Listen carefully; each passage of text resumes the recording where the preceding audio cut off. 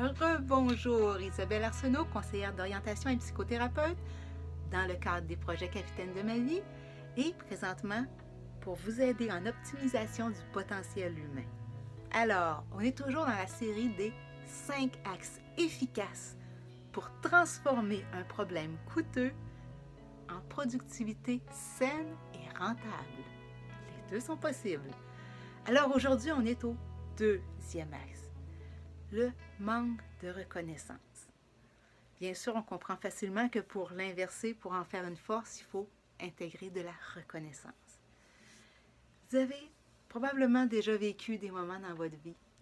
Vous savez le genre de compliment bidon. « Ah, t'es génial! » Des fois, ça fait plaisir parce qu'on sent que c'est parce qu'on a vraiment fait quelque chose, mais des fois, c'est juste « Ah, t'es bonne, toi! » Ben quoi? C'est juste un compliment tellement vague qui ne veut plus rien dire. Ça arrive, des fois, on a cette tendance-là avec les enfants. « Oh, oui, t'es tellement bonne! » Les enfants sont, à partir d'un certain âge, sont assez brillants pour savoir, des fois, c'est ce qu'ils ont fait dans la moyenne ou non. Et si on s'extasie trop, ça discrédite le compliment. Alors, pour redonner la confiance aux gens, il faut une reconnaissance juste. Pas juste dire « t'es génial ». Et ça, j'ai un de mes anciens patrons, je donnerai pas de nom, là. Il mettait de la bonne volonté, mais les relations, il n'était pas très à l'aise. À l'équipe, quand on était en équipe, lors de la pause, il partait en disant bah, « je sais pas ce que vous faites, mais continuez. Continuez, ça a l'air de bien fonctionner. » On comprenait que dans son intention, il essayait de nous encourager, de nous féliciter, mais la façon dont on nous disait « je sais pas ce que vous faites », quelque part, ce qu'on percevait, c'est une non-reconnaissance justement de ce qu'on était. On obtenait des résultats époustouflants dans notre travail par rapport aux autres postes de la province. Les résultats, ils étaient là. Mais quand ils nous sortaient avec une tentative d'humour, il faisait des efforts. C'était pas, je ne veux pas lui mettre sur le dos, mais si jamais il écoute, il va se reconnaître. C'était malhabile parce que justement, il n'y avait rien de juste. Je ne sais pas ce que vous faites, mais continuez. S'il aurait simplement dit, tournant de phrase, écoutez, je ne saisis pas comment vous y arrivez, mais vous obtenez des beaux résultats, alors vraiment, continuez ce que vous faites. Je ne le saisis pas, mais j'ai conscience que vous faites de quoi de vraiment bien. Là, ça aurait marché. C'est juste la petite différence. Je pense à Martine, qui se dévouait. Oh, non seulement elle en faisait pour son travail. On en remet de la tâche, elle était dévouée comme ça n'a pas de sens.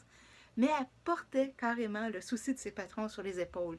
Si l'entreprise n'allait pas bien, avait un déficit, elle aurait voulu régler ça elle-même. Elle aurait voulu tellement en faire. Et c'était totalement invisible aux yeux de ses patrons. Martine, elle ne demandait pas d'avoir moins de tâches, elle ne demandait pas d'avoir d'augmentation.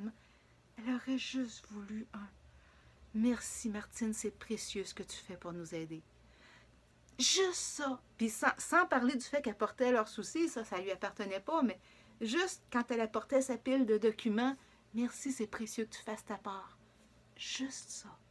Je vous dis, j'en entends des confidences dans mon bureau, j'en entends des personnes en mal-être au travail. Simplement, cette reconnaissance-là, ça a un prix, un poids énorme.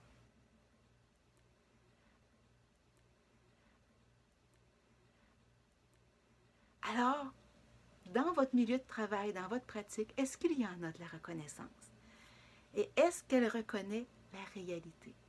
Parce qu'il n'y a rien de plus frustrant que d'être félicité pour quelque chose qui ne nous appartient pas ou quelque chose de complètement vague qui n'a pas rapport. Mais j'ai une autre question là-dessus, par contre.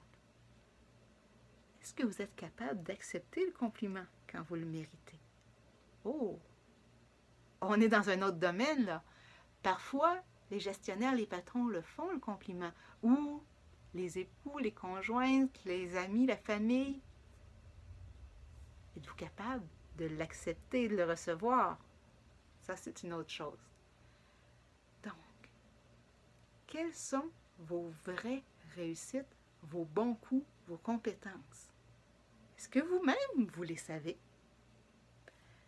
Pour pouvoir ressentir qu'on a dit quelque chose de juste, il faut déjà être capable d'identifier, de connaître c'est quoi nos bons coups, nos forces, nos compétences.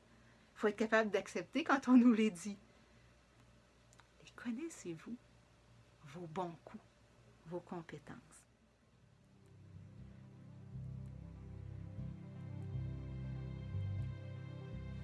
Alors, l'exercice que je vous laisse aujourd'hui, vraiment, 2 exercices. À la fin de chacune de vos journées de travail, essayez d'identifier une chose dont vous avez vraiment raison d'être fier. Ça n'a pas besoin d'être gros, là. Ça peut être une petite chose, mais vraiment, ça, je l'ai bien fait. Ça, j'ai été habile ou stratégique. Ah, là, j'ai su mettre une limite, puis c'était bien. Ça, vraiment, j'étais fatiguée, puis je l'ai fait quand même. Mais quelque chose de juste. Je vous en demande juste une. Et petite tape sur l'épaule à vous-même. Commencez par faire cet exercice de vous accorder de la reconnaissance à vous-même. Et le deuxième exercice, qui est le pendant, et tout particulièrement pour les gestionnaires ou les patrons, mais aussi pour les employés, faites un acte de reconnaissance envers un collègue, ou patron ou employé, mais quelqu'un d'autre autour de vous. Un acte de reconnaissance d'un bon coup, d'une compétence, d'un geste utile. Là encore, ça n'a pas besoin d'être énorme. Mais faites l'effort de dire une chose, un mot de reconnaissance juste envers une personne de votre entourage, professionnel ou personnel si c'est ce qui vous convient.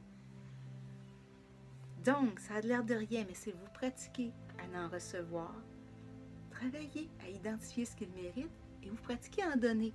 Imaginez si dans votre milieu de travail, chacun fait cet exercice-là, que chacun donne un mot de reconnaissance à un autre. Bien, Mané va vous en revenir à vous aussi, là. Des petits gestes qui peuvent faire une grande différence. Alors, comme les autres semaines, bien sûr, si vous voulez être sûr d'avoir toute la série des 5, vous vous inscrivez à ma chaîne YouTube. Vous répondez en dessous à la question « Qu'est-ce que ça vous fait quand on vous félicite? »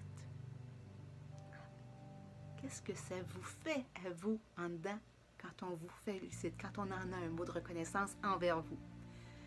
Et vous avez le document PDF qui va avec cette vidéo que vous pouvez obtenir en laissant votre courriel. Alors, bonne réussite, bonne découverte de ce que vous valez, de vos bons coups, de ce qui mérite de la reconnaissance, bonne pratique à le recevoir et bon partage autour de vous de ce que vous allez découvrir sur les autres. Sur ce, je vous laisse à cette découverte. Bon vent!